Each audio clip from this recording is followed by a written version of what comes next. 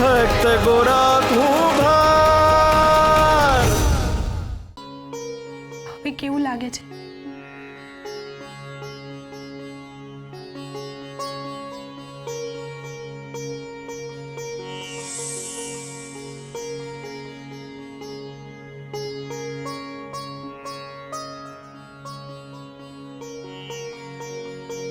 ગોરાથી ભૂલ થઈ છે તુલસીઓ.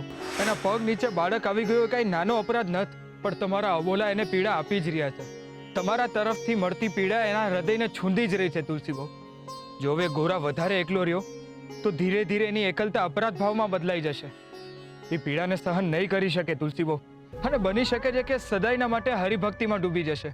એટલે તમારે એને માફી આપવાની શરૂઆત કરવી જ પડશે.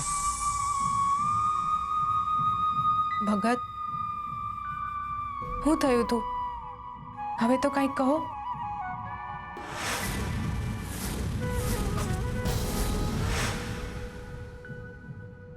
ભગત, હા, હું પૂછું છું કે તમે કેમ આટલા બધા ઉદાસ છો? કેમ આટલા બધા ડરેલા છો? શું થયું હતું? કંઈક તો કહો.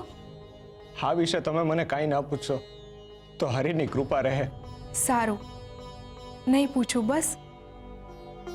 પણ મારે તમને કંઈક કહેવું છે. હા, હું સાંભળું છું, બોલો. મારે તમારી માફી માંગવી છે. એના માટે મેં બહુ બધા અપરાધ કર્યા છે અને એ અંદર ને અંદર મને કોરી ખાય છે. જ્યાં સુધી તમે મને માફ નહીં કરો ત્યાં સુધી મારા જીવને શાંતિ નહીં મળે. અરે તુલસી, આ તમે શું બોલો છો? તમે કાંઈ અપરાધ નથી કર્યું. એ તો તમને લાગે છે, બાકી મેં બહુ બધી ભૂલો કરી છે. સૌથી પહેલા તો મેં તમને આટલા બધા દી ઘરની બહાર રાખ્યા. આપણે બાળક ગુમાવ્યું. તમને કેટલો વહાલો હતો ગોવિંદ, ને મેં તમને એની અંતિમ ક્રિયા ન કરવા દીધી.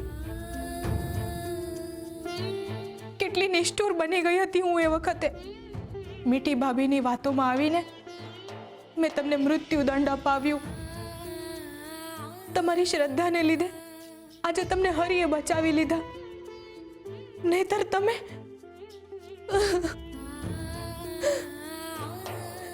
ને એ પાપે મારા માથે લખાણું હોત. ભગત, તમે બહુ ભોળા છો ભગત. મેં તમને બહુ પજવ્યા છે ને એ હાટું હું મારી જાતને કોઈ દી માફ નહીં કરી શકું. તમે મને માફ કરી દો એટલે મારા મનને થોડીક શાંતિ થાય. મને માફ કરો ભગત. મને મારી ભૂલ સમજાઈ ગઈ છે. તમે મને માફ કરી દેશો પછી આપણા જીવનની નવી શરૂઆત થશે. અત્યાર સુધી જે થયું એ હંધોય ભૂલીને આપણે નવા જીવનની શરૂઆત કરીશું.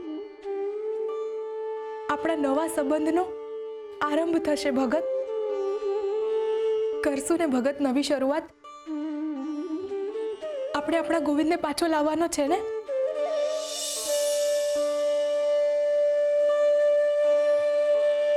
તમે કોઈ ચિંતા ન કરતા ભગત.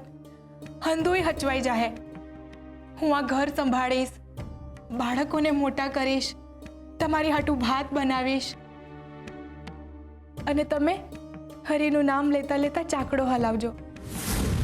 હરિના નામ હારે હારે આપણે જીવીશું. હું કહ્યું? ચાકડો? હા, ચાકડો. ચાકડો ને હાલો તો જીવન કેમ હાલશે? કામ તો કરવું પડે ને. મારી વાત સાંભળો.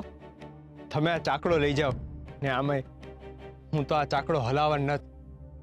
તમે હરિનું નામ લેજો ને માટલા ઘડજો. ભગત, મને વચન આપો કે આપણે હંમેશા એકબીજાની સાથે રહીશું. ગમે એવી કપરી પરિસ્થિતિમાં પણ આપણે એકબીજાનો સાથ નહીં છોડીએ. હું પત્નીની અને તમે પતિની જવાબદારીમાંથી ક્યારેય નહીં ડગીશું. આપણને જેટલા પણ બાળકો થાય આપણે એમને પ્રેમથી ઉછેરીશું. આપણે ક્યારેય આપણા સંતાનો માટે બેજવાબદાર નહીં બનીએ. વચન આપો મને ભગત.